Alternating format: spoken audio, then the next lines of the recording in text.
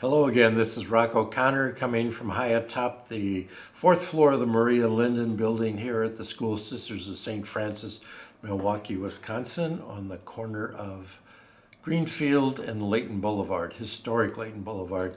And I plan to make good on my promise to review the Gospels from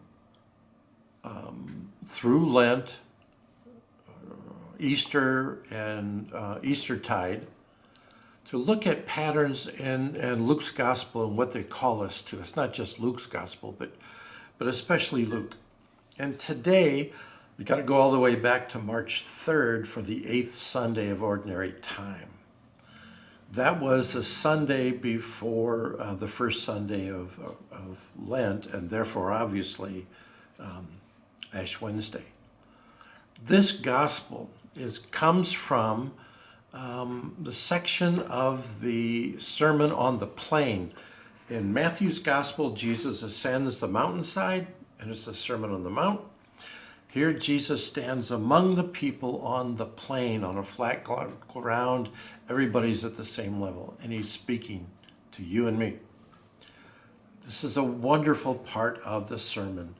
And so in this part, he says, Chapter 6, why do you notice the splinter in your brother or sister's eye, but do not perceive the wooden beam in your own? Isn't that familiar? How can you say to your brother or sister, ooh, let me remove from you the splinter that's in your eye, and did not even notice the wooden beam in my own, your own? Hypocrite. Remove the wooden beam from your eye first. Then you will see clearly to remove the splinter in your brother or sister's eye. I think this is a very timely gospel, even from back March 3rd, but even today, which is June 19th. Same year, 2019. How so? A number of reasons. One is this. Interpersonal relationships.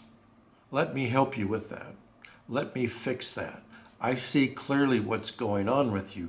Let me pull this out of your eye so that you can see clearly. And completely missing the log, the beam, the wooden shaft that's in my own eye.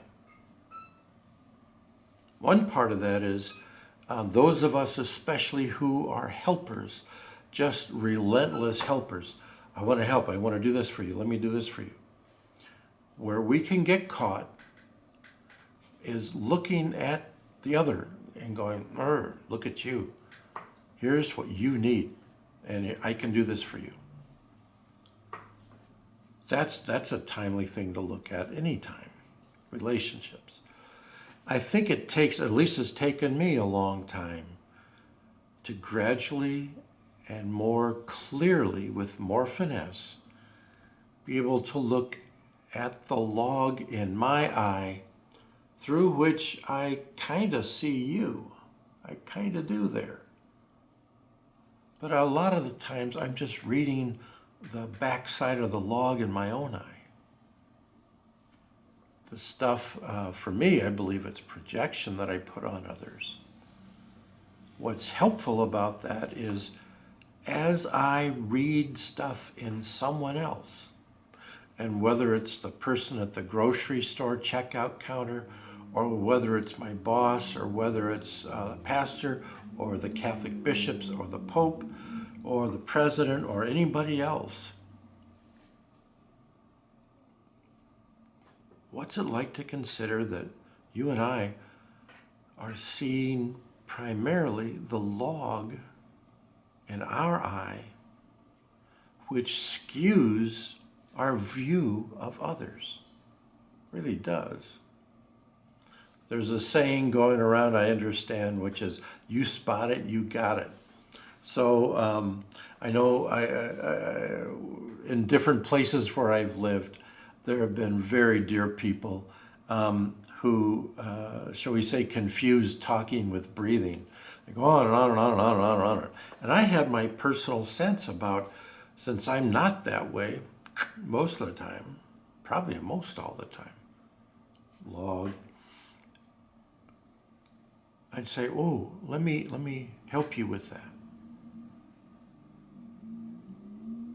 Because I was offended by what they did, because for my part, being shy much of the time, I wouldn't readily bring forth my own stuff, but I could see what they're doing. I wonder if that applies, and I think it does. I would suggest that it does apply to the amount of rage that is really fostered by the news media today in order to get advertising dollars. And that many of us just take that bait, hook, line, and sinker because it feels so empowering to get rageful at somebody else.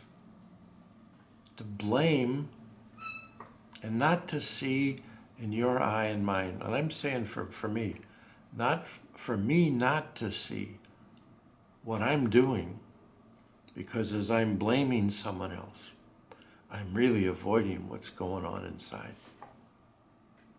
I think that's a really helpful moment for our time. It's a heck of a thing to deal with, but I invite you to consider, perhaps this is a good way to go.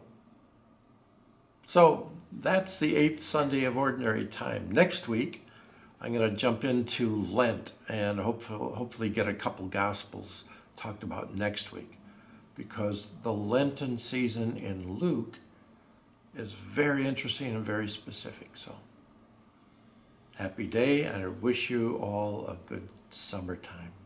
Bye now.